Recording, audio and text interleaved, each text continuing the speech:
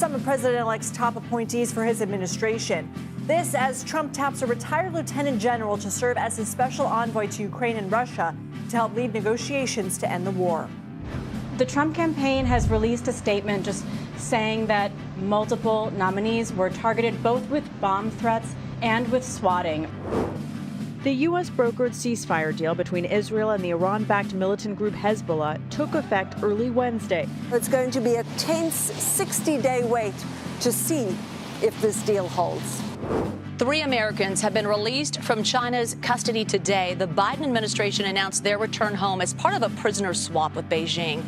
On the roads, on the rails, and in the air, America is on the move to Thanksgiving dinner. AAA says most people will drive to their destination, with nearly 72 million Americans expected to get behind the wheel.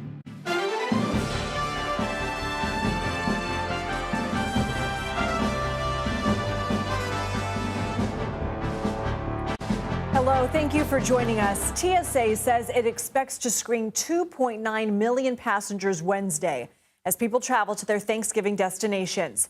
Long lines have been forming all day at airports across the country. Some travelers are experiencing delays, something that has become normal here in the U.S. The flight tracker FlightAware says airlines are expected to surpass 4,500 late flights by the end of the night. If you're taking a road trip, you'll have plenty of company. AAA says about 72 million people are getting behind the wheel this Thanksgiving week. That's up by more than 1 million from last year. CBS News senior transportation correspondent Chris Van Cleve is one of those people on the road. We're tracking his drive. He started early Wednesday morning just outside of New York City, and he's now just north of Washington, D.C. Chris joins us now. So, Chris, how has traffic been on the road?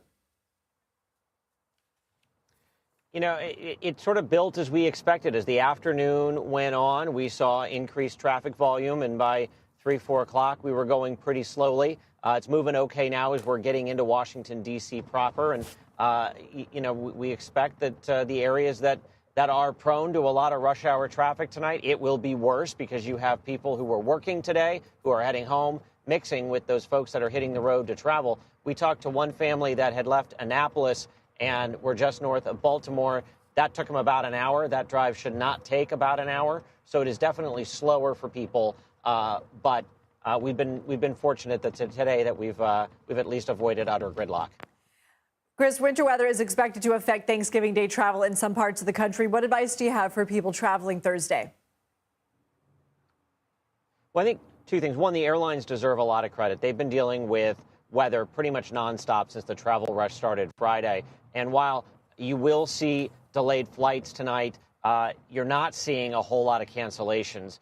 4,000 delays in this kind of weather pattern, not terribly surprising. What is really notable is how few cancellations there have been. I think the best thing you can do is check the forecast.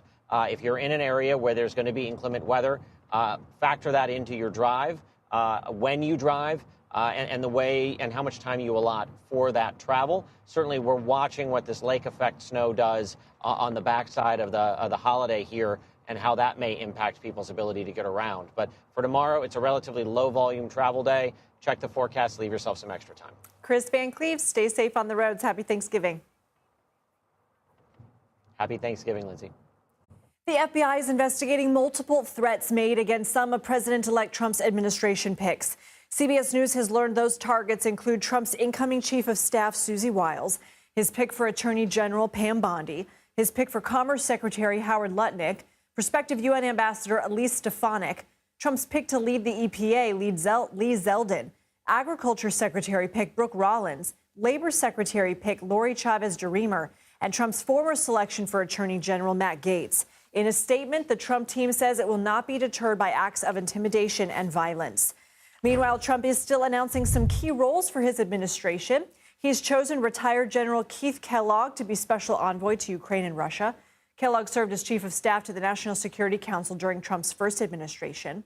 Trump also made several other selections late Tuesday, including Dr. Jay Bhattacharya to lead the National Institutes of Health and Jameson Greer for U.S. Trade Representative. CBS News political reporter Libby Cathy is following all of the developments from West Palm Beach, Florida. Libby, what do we know about the nature, first of all, of these threats? Yeah, good evening, Lindsay. Well, as you laid out there, we learned that several members of Trump's incoming administration were the target of bomb threats and swatting incidents last night and this morning. And now these threats are going across state lines. The FBI is working with law enforcement in multiple states, Oregon, Texas, New York, right here in Florida, because a lot of these threats were targeted at the homes of these individuals. Obviously, this coming as many head home for the holiday ahead of Thanksgiving. So the FBI is working with local law enforcement. And on the nature of these threats, we've also learned that at least 2 of them were credible pipe bomb threats. We are expecting there will be even more than the at least 9, I believe, we have confirmed so far of these individuals targeted.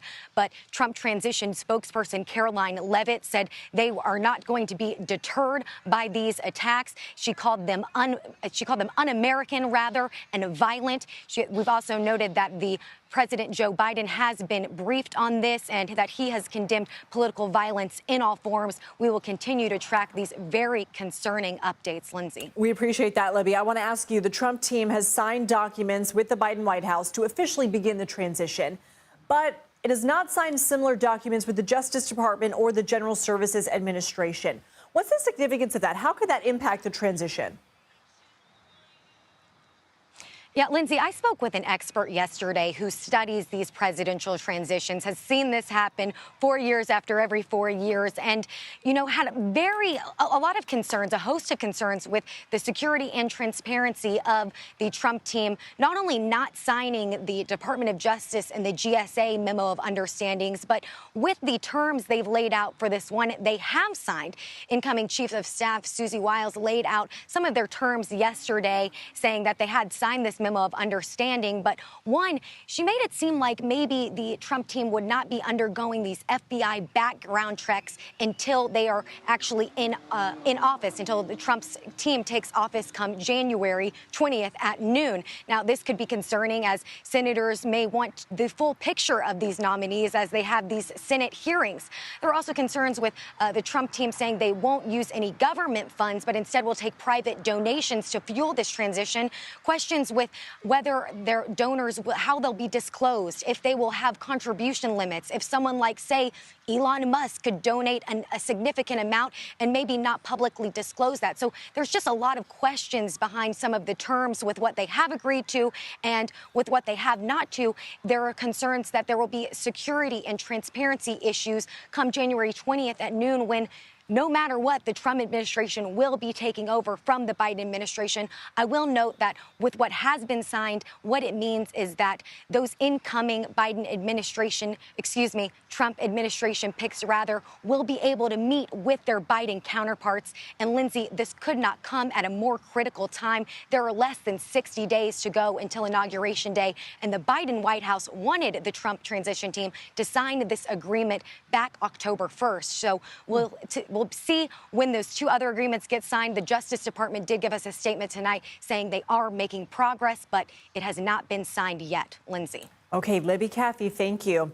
And later this hour, we will take a closer look at President-elect Trump's choice for special envoy to Ukraine and Russia. We'll be joined by a retired Rear Admiral to talk more about Keith Kellogg right here on CBS News. It appears the ceasefire agreement between Israel and Hezbollah is holding. Displaced families started returning to their homes in southern Lebanon Wednesday. The fighting between Israeli forces and the Iran-backed militant group forced more than 1 million people to leave their homes. Earlier on CBS Mornings, White House National Security Advisor Jake Sullivan said he believes the ceasefire will last.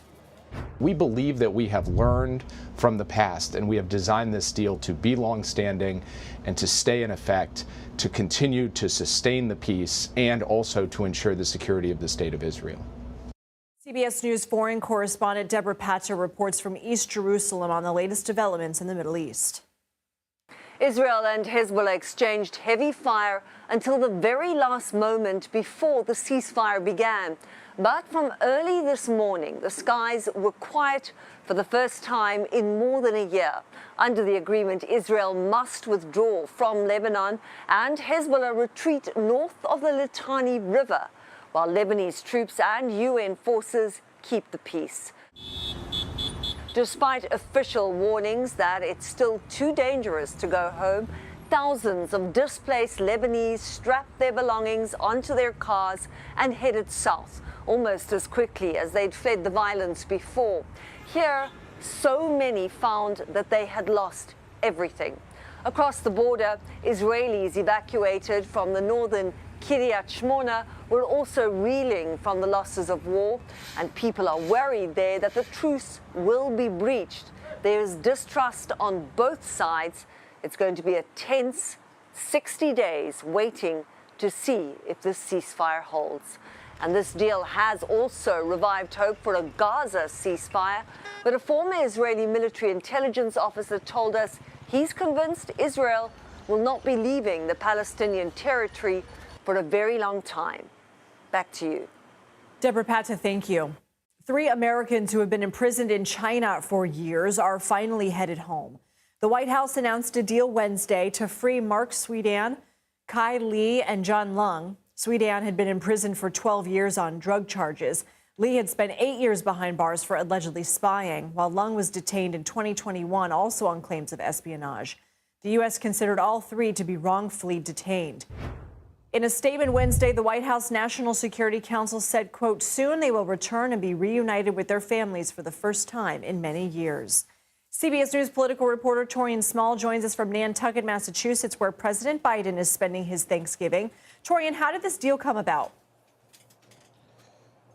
Yeah, Lindsay, apparently this release came over several years of negotiations between the two nations and NSC spots, saying that as high up as the president himself have been in conversation, constant conversation, not with the government of China, but also with its president, President Xi Jinping. As recently as just a few weeks ago, apparently President Biden had conversations about those 3 Americans detained in China during a global economic conference in South America. The terms of this, though, we know that unidentified Chinese nationals currently in U.S. custody will be released in exchange for those Chinese prisoners, Lindsay. And last year, communication between the U.S. and China broke down over that spy balloon. What does this prisoner release say about where the relationship stands today? Well, it could be evidence of inroads being made by President Biden. Lindsay, as you could probably remember during the president's last State of the Union address, he promised to nurture this environment of competition, not conflict, in his words, with China. This also as he's looking to curb the growing economic and political clout of China. We saw this through strategic decoupling of economies, especially when it comes to semiconductor manufacturing, the U.S. reliance on China for that. The CHIPS Act, the Biden administration was able to get through Congress, and ultimately the president signed in 2022 was the start of this. But this is happening at a crucial time when the incoming president is looking to increase pressure on Chinese goods imported into the United States. The incoming president Donald Trump wrote on his social media page, Truth Social, just this week that he's looking to hike tariffs on Chinese goods by 10%. So it's one of those issues of whether or not that would play in this icy relationship, longstanding icy relationship between the two nations, Lindsay. Torian Small, thank you. The president-elect announces another Defense Department pick. Coming up, we'll talk to a former Navy secretary about what Trump's expected nominees will be tasked with next year. Plus, business owners here in the U.S. and abroad are already bracing for Trump's new tariff plan. We take a look at the potential impacts on our largest foreign steel supplier. You're streaming The Daily Report.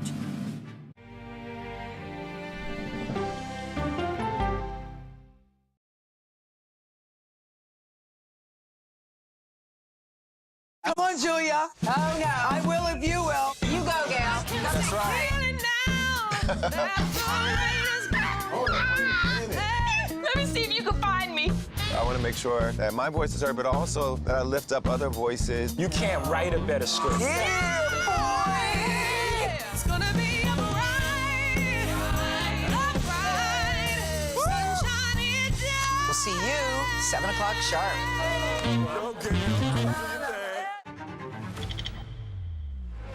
How fast do you think you were going? 195 miles an hour. This is incredible. How close did you actually come to being killed? That close. Is this brain surgery without a knife? It is. What risk do these children pose to Russia? I'm not sure the world is prepared for this change. Definitely not. Who's the best coach in college football today? Let me see a mirror. It's time for the CBS News original, 60 Minutes. Sundays on CBS and streaming on Paramount Plus. Go to the ends of the earth. Right now. We got something crazy. And reach for the stars. Here we are.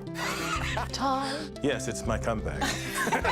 Hey, this is pretty fun. But wait, there's more. Experience thought-provoking. Welcome to the idea of being a human being. Innovative and truly original reporting. Look through a telescope and go, wow. Because there's always something new under the sun on CBS Sunday morning. I'm a voracious consumer of information and constantly curious. I want to know the basic facts of every issue and to press into the heart of the matter. Information is the currency of democracy, and that's what we bring to the table every Sunday. When you need your sports news all the time, we've got breaking news to bring to you. CBS Sports HQ gives you a snapshot of all the sports that matter to you. Big news coming out of the NFL. A lot of movement in the rankings this week. With highlights. What a finish at the final round of play. And in-depth analysis. Can they three-peat? Tony Romo joins the conversation. What can you say about this game? When you need your sports in a snap, we're bringing you that breaking news right here on HQ. Find it on CBS Sports HQ. Streaming free anywhere you are. At this moment, terrorists could be plotting another attack. 9/11 triggered a counter-terrorist system that included a secret database. This person needs a closer look. A growing list of nearly 2 million people, including some Americans who say they're innocent. On 1 hour flight, I have to spend 6 hours to go and come back. CBS Reports explores the system, the people responsible for it, and those pushing for change. I'm not fighting against them. I'm fighting for them to do the right thing. The Watch List, now streaming on the free CBS News app. A CBS News investigation. People looking for love, finding their life savings gone. This could happen to anybody. And sometimes losing their lives. Anything for love. Now streaming on the free CBS News app. Appeals court blocked the Biden administration Wednesday from demolishing razor wire fencing along Texas's border wall with Mexico. Texas has filed a lawsuit that accuses federal authorities of trespassing. A federal judge had initially ruled the state's trespassing law cannot be applied to the federal government, making U.S. immigration authorities immune from the lawsuit. But the New Orleans-based appeals court reversed that ruling in a 2-1 decision, arguing that Texas is entitled to safeguard its own property as it seeks to stop illegal migrants from entering the U.S. Russia says Ukraine hit one of its air defense systems using a U.S.-supplied missile. The Kremlin has vowed retaliation for Monday's strike at an air base in the western region of Kursk. It came one day after Russia sent a record 188 drones to attack Ukraine, damaging parts of the national power grid. This week's strike was at least the second time Kyiv used U.S. weapons to hit inside Russia, after President Biden gave Ukraine's military the green light to do so earlier this month. The Russia-Ukraine conflict is just one of the international crises President-elect Donald Trump's incoming Defense Department will be tasked with handling. And we're beginning to learn more about the people that Trump hopes to install at the Pentagon. His most recent pick is businessman John Phelan for Secretary of the Navy. Phelan is the chair of a private investment firm and major donor of Trump's most recent campaign. He's also on the board of a nonprofit that supports American troops. If confirmed, he would be the first Navy secretary without any military experience since 2009. Former U.S. Secretary of the Navy Ray Mabus joins us now. He's also the former Democratic governor of Mississippi and former ambassador to Saudi Arabia. Secretary, thank you so much for being here. What do you make of this choice and how important is this role? Well, this is one of the most consequential roles in government. The responsibilities are absolutely immense. In the first place, it's very big. You have almost 1 million people reporting to you, a $200 billion budget. But the most important thing is you're responsible for a big part of the protection of the United States of America. You're responsible for making sure that our sailors and Marines are trained and equipped to meet anything that might come at them. You're responsible for taking care of those sailors and Marines, their families, making sure that they never, ever go into a fair fight, that they are better trained and better equipped than any adversary may be. Can you help us understand how much these secretaries impact the day-to-day? For example, if confirmed, would Phelan be making decisions about moves the Navy makes? The secretary is in charge of recruiting, training, and equipping the Navy. The combat commanders are in charge of movements of troops and the Secretary of Defense. So you don't make decisions about where to send troops, but you do supply those troops to the combat commanders, and you have to make sure that the troops and their equipment, like carriers, things like that, are available and in the best shape absolutely possible to do the job. This is Trump's second Defense Department pick after announcing Fox News host Pete Hegseth as his choice to head the Department of Defense. Hegseth has previously suggested who he describes as woke generals should be fired. He's criticized efforts for diversity and inclusion in the military. He said women should not serve in combat roles. If he brings those policies to the Pentagon, what would it mean for the military and the Defense Department as a whole? It will significantly weaken the American military, significantly. A diverse force is a far, far stronger force. Every time the military has opened up access, from integrating the military after World War II to recruiting large numbers of women in the 90s to ending Don't Ask, Don't Tell, and allowing gay members to serve openly, to ending the ban on transgender service. Every time the military has gotten stronger. And it's really, women have been fighting and dying for this country for years. And it's really an insult to those women who have served incredibly ably, incredibly admirably, and who have risked their lives and often given their lives to this country to say that women cannot do it, that women should not serve in combat, because women have been serving in combat and doing an incredibly good job at it. And the only requirement for getting a job ought to be the ability to do the job, not who you are, not what your gender is, not anything else, just the ability to do the job. And that's what makes us the strongest military in the world. And anything you do to limit that severely, conscientiously, makes our military much, much weaker. Former U.S. Secretary of the Navy, Ray Mabus, we want to thank you for coming on. We want to thank you for your expertise. We hope you'll come back. I will. Thank you. Happy Thanksgiving, Secretary. You too. Ohio's Republican Governor Mike DeWine has signed legislation that restricts where transgender students can use the bathroom. It bans kindergarten through 12 and college transgender students from using bathrooms that align with their gender identity. The law takes effect in 90 days. Several rights groups have been hoping DeWine would veto the legislation, arguing it violates the privacy of LGBTQ+ people. According to the Human Rights Campaign, more than a dozen states have laws prohibiting transgender people from using bathrooms that match their gender identity. A fugitive on the FBI's most wanted list was arrested in the UK Monday after spending more than 20 years on the run. North Wales police say he was arrested in a remote location in Conway, a town near Wales' northern coast. Daniel Andreas Sandiego was wanted for at least 2 bombings in California in 2003. No one was hurt in either incident. The Animal Liberation Brigade had claimed responsibility for the bombings. The FBI says Sandiego had ties to extremist animal rights groups at the time and had been considered armed and dangerous. Wintertime is here, and with it, a surge of winter illnesses. So we will break down some of the most common viruses this season and ways you can stay healthy. You're watching The Daily Report.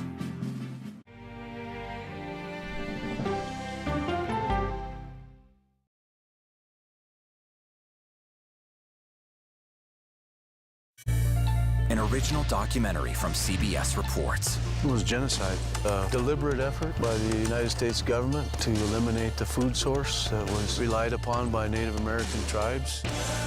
American bison were slaughtered and Native Americans displaced. And that's how tribes were subjugated to reservations and our lands were taken. But now, through conservation efforts at Yellowstone, Buffalo provided everything that we needed. Now they need help. a herd grows We need to step up and help them. and a culture is reborn. When the buffalo return and come back, that's when our tribe will begin to heal. Yellowstone Bison Revival, now streaming on the free CBS News app. Oh, wow. Look at this. Let 60 Minutes take you on a private tour of the National Archives. So there may be treasures like this buried in boxes. Historical secrets from America's past. This is original from 1778?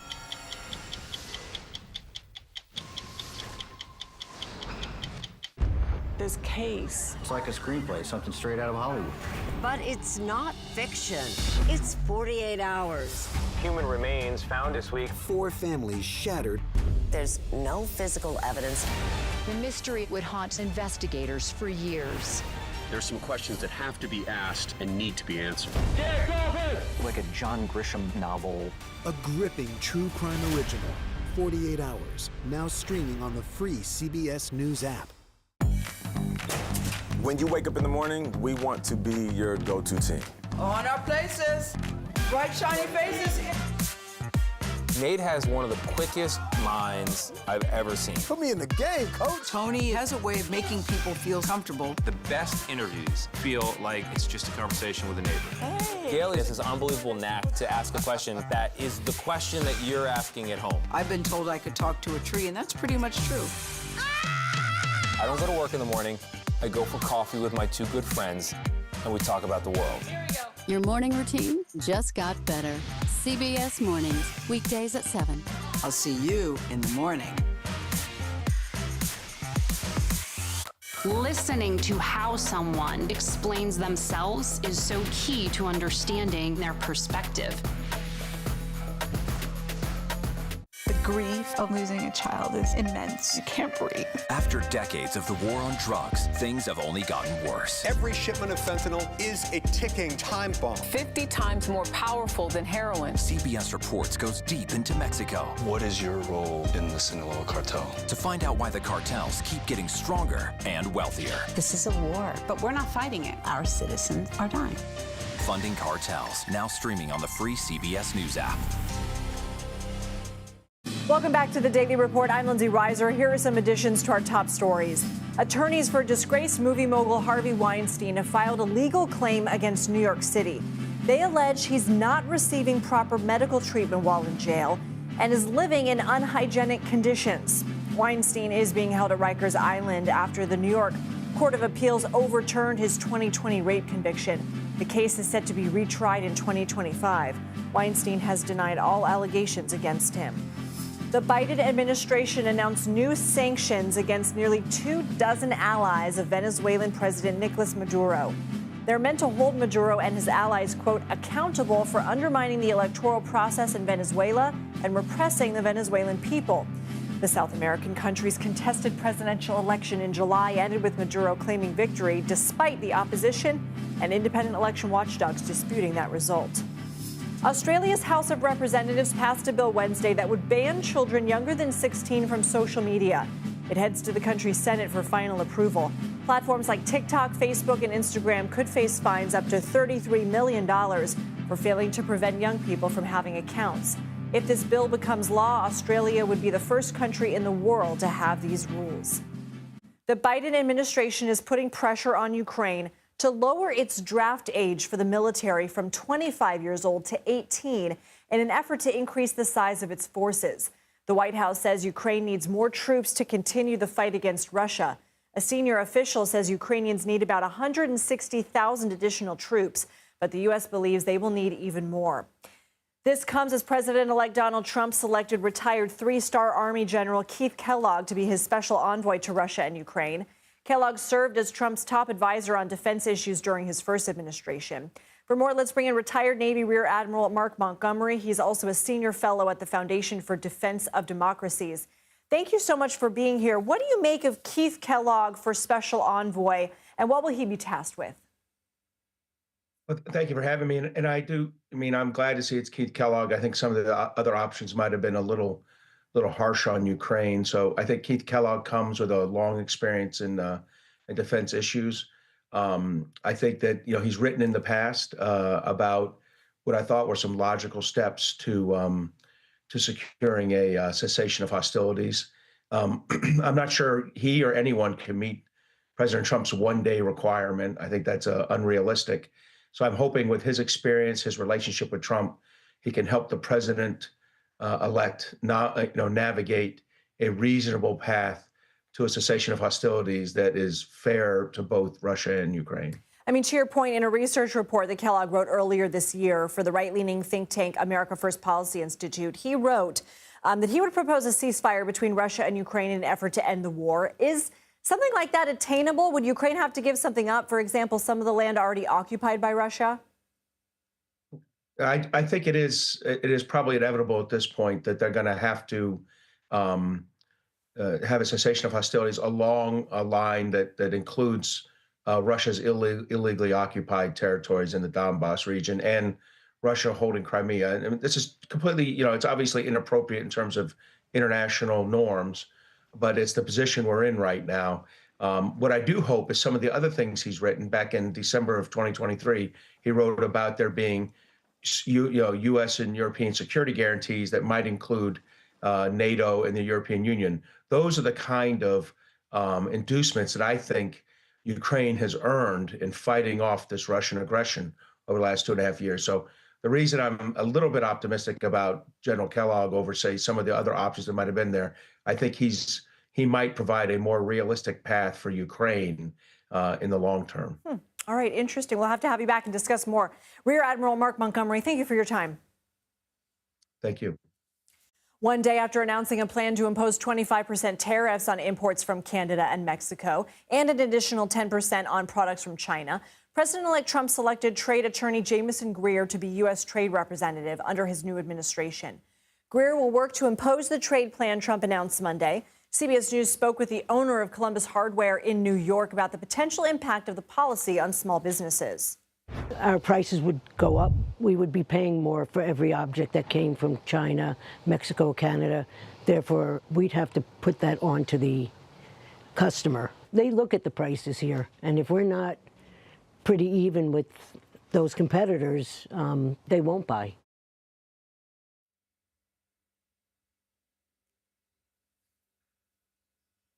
Some Americans are still waiting for help after devastating hurricanes hit parts of the South earlier this year. Coming up, what's causing the holdup on Capitol Hill? You're streaming The Daily Report.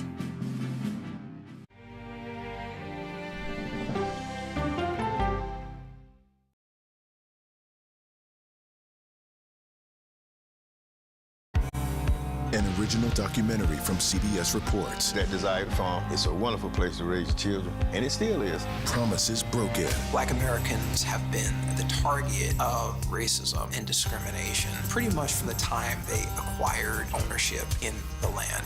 Costing black farmers hundreds of billions in generational wealth. They did everything to make sure we were run off that land. But communities are uniting to continue the fight. Collective ownership is powerful.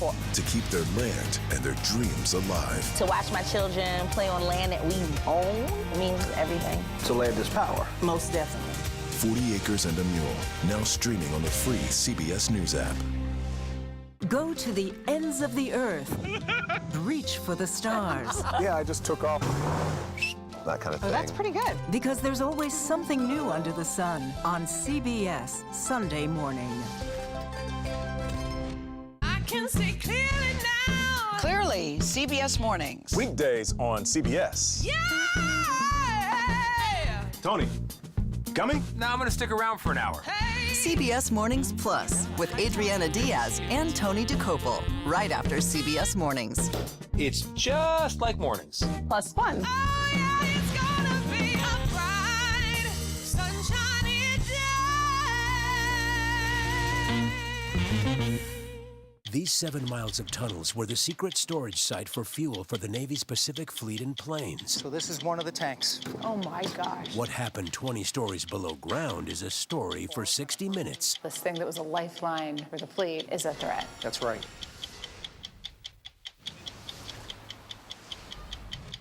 I'm Erin Moriarty of 48 Hours, and of all the cases I've covered, this is the one that troubles me most. Listen to Murder in the Orange Grove, the troubled case against Crosley Green, wherever you get your podcasts. An original documentary from CBS reports. AI is among the most world-changing technologies ever. Curing diseases, scientific breakthroughs, making lives better. It can help us with medical discoveries, scientific discoveries, doing better agriculture, having cures for things like Alzheimer's. It's also going to really transform the way we work. The uplifting potential of artificial intelligence is limitless. It gives you a friend, somebody to chat with 24/7 that is non-judgmental. He makes me feel loved and desired. And so are its downfalls. The problem with all this AI is that it's unpredictable and uncontrollable. The choices we make now will have lasting effects for decades, maybe even centuries. The ChatGPT revolution, now streaming on the free CBS News app. Sunday morning, a visit with the Wayans at Papa's house, plus affairs of state with the diplomat, and in praise of pigeons. Listen for the trumpet. After announcing a plan to impose 25% tariffs on imports from Canada and Mexico, and an additional 10% on products from China, President-elect Trump selected trade attorney Jamieson Greer to be U.S. trade representative under his new administration. Greer will work to impose the trade plan Trump announced Monday. One area that could be hit particularly hard by the planned tariffs is the steel industry. Canada is the largest foreign steel supplier to the United States, followed by Mexico and Brazil. Catherine Cobden joins us now. She's the president and CEO of the Canadian Steel Producers Association. Thank you so much for spending time with us this evening. The trade relationship between the U.S. and Canada is two-sided. Roughly how much steel is imported and exported between the two countries? Thanks for having me. Yes, indeed. We're each other's largest trading partner in steel. So about 20% of all the steel consumed in the United States, or the imports consumed, is from Canada. And about 40% of the imports consumed in Canada are from the United States. So we're really each other's largest trading partner. Catherine, what sectors would be most impacted by tariffs like this, and how soon would the consumer feel the impact? Yeah, for sure. So the sectors that will be most affected will be the sectors like automotive sector, the energy sector, the construction sector, infrastructure. So, you know, that is the consequence of tariffs that between trading partners like ourselves is that consumer prices will rise. I think the tariffs are a legitimate tool, and it will be really important to talk about how we put tariffs on bad actors like China.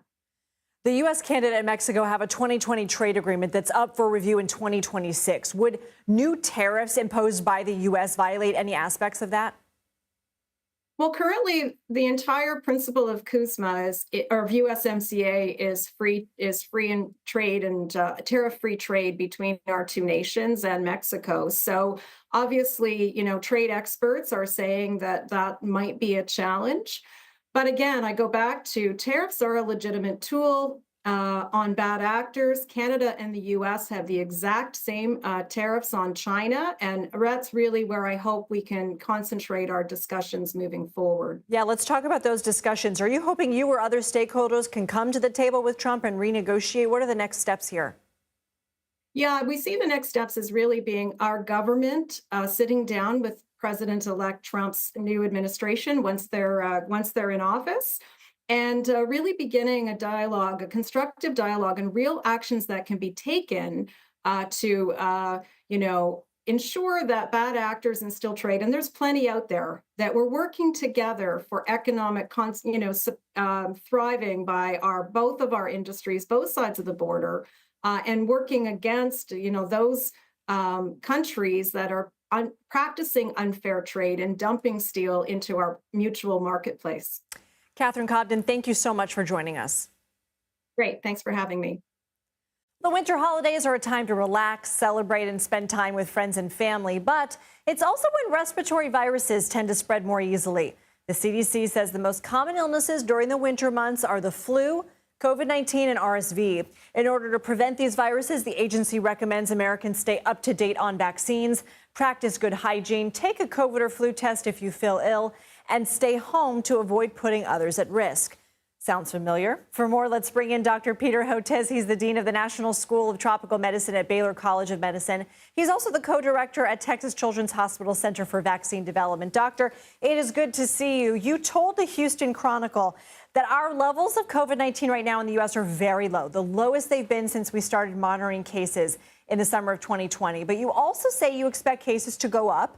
Look, people probably won't mask around their relatives unless someone is immunocompromised. But what about areas where we're spending a lot of time with other people, planes, trains, et cetera? Yeah, remember, and it's great to see you again. I think, there's a few viruses that are out there. So COVID is at an all-time low for our pandemic, according to the wastewater numbers anyway. So that and it's backed up by hospitalization data. So that's really exciting. The bad news is we do expect it to rise again. So as we get closer towards Christmas, towards later in December, the numbers will go up.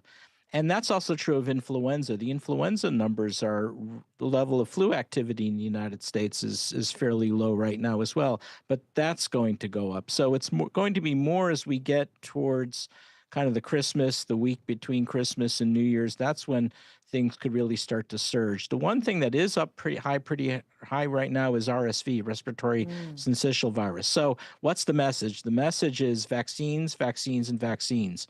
For your COVID vaccine, if you got the annual immunization in September, you're probably going to need a booster, especially if you're at high risk in terms of age or underlying risk factors, as you get into January. So that's point one.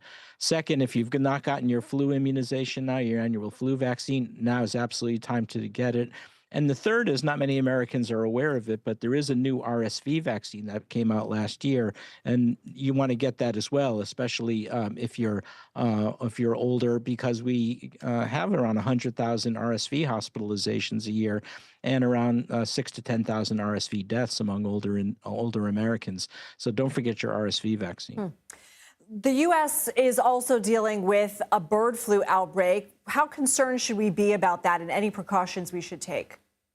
Well, right now, in terms of human cases, there's no human-to-human transmission. So people are getting it working in close association with livestock, dairy cows in California and elsewhere, and also on poultry farms. There have been about 55 human cases this year of bird flu, either from poultry or cattle. So the numbers are quite low, but it's something we're watching, because at some point it could really take off. And if that happens, it could be a very serious illness. So of the four, seasonal flu, COVID, RSV, your bird flu is the least of your worries right now. But talk to me again in 6 months or a year, and that could be a different situation. Okay. Well, we hope we don't have to, but we hope you'll come back if that's the case. Dr. Peter Hotez, thank you so much. Thank you. 2 months after Hurricane Helene destroyed some 200,000 homes and killed more than 100 people in North Carolina, many homeowners and businesses still haven't received any aid from the federal government. The U.S. Small Business Administration's Disaster Loan Fund ran out of money last month. It's up to Congress to pass a bill to replenish it, but lawmakers are in a stalemate. On Wednesday, senators from 3 states affected by Hurricane Helene sent a letter to Senate leadership urging them to vote on a new supplemental appropriations bill in the first week of December. CBS News congressional correspondent Scott McFarland joins us now for more on this. Scott, what's keeping Congress from appropriating additional funds? Well, they're standing in this political quicksand, and every time they try to take a step, Lindsay, they just seem to fall deeper into it. There's been this 2-month standoff over replenishing the Small Business Administration Disaster Loan Fund, which may sound bureaucratic or sound obscure, but it's anything but. This is the fund homeowners and small businesses get access to for emergency loans to literally rebuild after disasters. Despite the warnings from the Biden administration to Congress that the fund was running low in September, Congress let it completely get expired, and let it go completely down to zero, and has yet to come up with a plan for a vote to replenish it. There's bipartisan consensus it needs to be replenished, but there's just a lack of urgency. They came back after the election, didn't get to it. Now the North Carolina senators, the Georgia senators, the Virginia senators from different parties say, let's do this as soon as we get back after Thanksgiving. How bad is the backlog? Our CBS News reporting is that there are 60,000 pending applications, not one or two, 60,000, and that number is going to grow. as the days go on, as people continue to submit their applications, but the feds can't act on the applications. They can't even literally approve them because there's no money. And when there's no money, you can't say yes. There's a sense Congress is going to get to making sure there's enough money for everybody in the backlog to get made whole. But a small business owner would tell you that the margins are already near zero, if not zero, and just waiting these months really puts people at risk of going out of business, just waiting for Washington to get its act together. How long could this play out? There's a firm deadline. That's the good news. The firm deadline is December 20th for Washington to fund itself, to approve its own funding to keep the lights on and the doors open in the federal government. Seems like a pretty firm deadline to get this done, too. But December 20th is not tomorrow. It's not this weekend. It's about a month away. And that, again, adds to the complications, Lindsay, for small businesses and homeowners waiting for action. Scott McFarland, thank you for your reporting. Jessie Dean joins us now. She's the founder and CEO of Asheville Tea Company, which saw its warehouse completely wiped out after Helene. Jessie, first of all, thank you so much for being with us. Can you help explain how your business is? I mean, I know I mentioned the warehouse, but just explain the magnitude of the impact by Helene. Hi, thank you so much for having me. Yes, we're Asheville Tea Company. We are a small business here in Asheville that creates craft teas with local and regional ingredients from local farmers. And we had a facility that was right on the Swananoa River. And even though the building had been lifted out of the flood zone, the river rose over 27 feet and completely washed our building away entirely. So that was, all of our tea, all of our offices, all of our equipment, everything. So it's been a pretty devastating situation. And, we are certainly not the only ones. There are thousands of businesses throughout Asheville and Western North Carolina that have experienced pretty catastrophic physical damage, and also not only catastrophic physical damage, but also lost revenue and economic damage just because our community relies so heavily on tourism and hospitality. And so folks are not here right now. In the amounts that they usually would be. So we're struggling. We're trying to rebuild. We are definitely trying to rebuild, and we're struggling to make that happen financially. How have the efforts to recover gone so far? And you mentioned a financial struggle. Have you applied for this disaster loan relief? Would those funds help speed up the process for you? Yes. I mean, Explore Asheville has estimated almost $585 million in lost revenue just in this fall and holiday kind of fourth quarter season alone. And the ripple effects of that loss are huge. These are funds that pay for local jobs, cover livelihoods here in Asheville, support small businesses, and pay sales tax and property taxes that support local and statewide governments. And so the ripple effects of that economic loss is huge. I have applied for disaster loan relief, and I haven't heard back. And so, we need Congress to act urgently on that. Have you heard anything from officials? Need funding. No, I haven't. And so, we need some urgent response. We need grant funding. We need affordable loan funding as quickly as possible. We know small businesses, they have to be creative. They have to use ingenuity. It's always sort of a struggle to survive, right? But in the meantime, to bounce back, what can people do right now to help you? We know Small Business Saturday is coming up. Thank you. Small Business Saturday is coming up. And so, despite the devastation, on the bright side, we love this vibrant community and we are rebuilding. And so if folks out there are inclined to help us, we would love that. You can donate directly to a grant fund called the Always Asheville Fund. It's alwaysashevillefund.com. And that would be a wonderful thing to do on Small Business Saturday to help a multitude of small businesses throughout this area to get back on our feet. And Jessie, also correct me if I'm wrong, you guys are also accepting pre-orders, right? I mean, I don't know if all of your tea in that warehouse is gone, but you are starting to take orders, right? That's right. We are rebuilding and we are making new tea. We did lose our previous tea, but we're making new tea and we're taking pre-orders on AshevilleTeaCompany.com. Well, Jessie, we wish you and your business a lot of luck in this time, and please come back and tell us how you're doing. Thank you so much. It's so nice to talk to you. Thank you. Happy Thanksgiving. Same to you. Still to come, it's a bird, it's a plane, it's Minnie Mouse. Some of your favorite characters are getting ready to take flight as balloons ahead of the Macy's Thanksgiving Day Parade. We'll take you to New York's Upper West Side where things are getting poppin'. You're watching The Daily Report.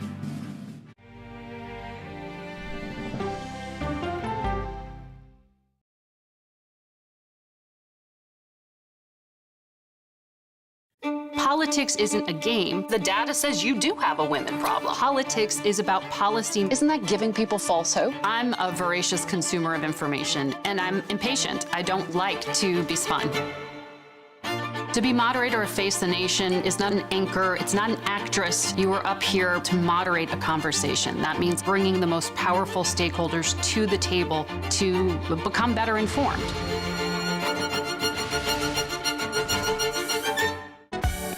Stories that inform. Or you can be really old at 60, and you can be really young at 85. Inspire. How do we unlock the power within ourselves to be who we want to be? And brighten your day. The best part of fame is making people feel good. Always send the people home happy. Make every day a little more like Sunday morning. Here comes the sun. Stream now on the free CBS News app.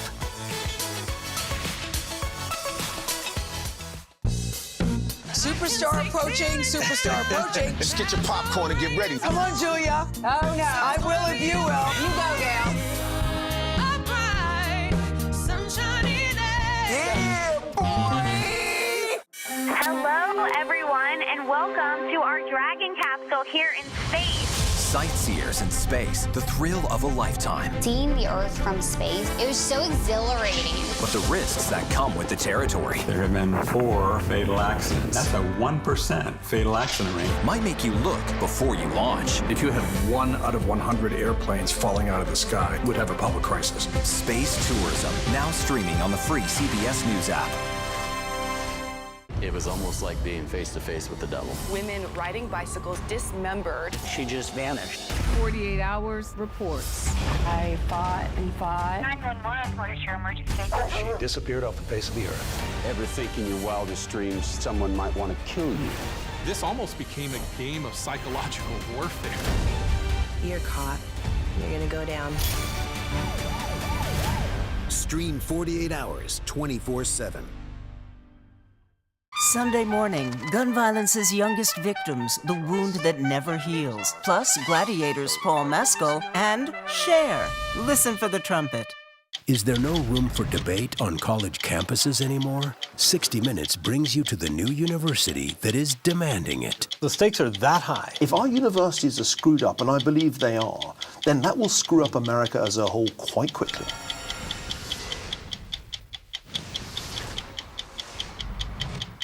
Don't miss true crime anytime you want, anywhere you go, with 48 Hours Podcasts. Real crimes, real lives, real justice. Listen to 48 Hours Podcasts wherever you get your podcasts. The air in New York City, it's Macy's Thanksgiving Day balloons. CBS News New York reporter Alicia Reed is in Manhattan where the token attractions at the parade are being inflated. Alicia, good to see you. How many balloons are in the parade this year? Will we see any new characters? Hey there, Lindsay. There will be 22 balloons in the parade this year. And this here on 77th Street is where volunteers are inflating the mid and giant-sized balloons. And this year, there are actually 6 new balloons right behind me. You can see Spider-Man's leg. That's one of the new ones. He hasn't been in the parade for about 10 years now, so that's really exciting. There'll also be Minnie Mouse, the extraordinary Nora, and Elf on the Shelf, Gabby, Goku, and Marshall.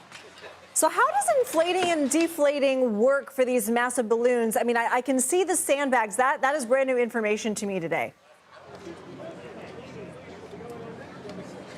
Interestingly enough, before 1933, what the parade did was they would just release the balloons into the air. They'd fly around for a couple of days and then eventually they'll land somewhere. And whoever would find them, there would be tags on them, return tags. Whoever found them, they would return them and get a $100 reward, right? Now things have changed drastically since then. Now at the end of the route, they deflate them. It takes about 15 minutes to deflate them, but it actually takes quite a while. It takes about 90 minutes hardest to get some of the really large ones all the way, inflated.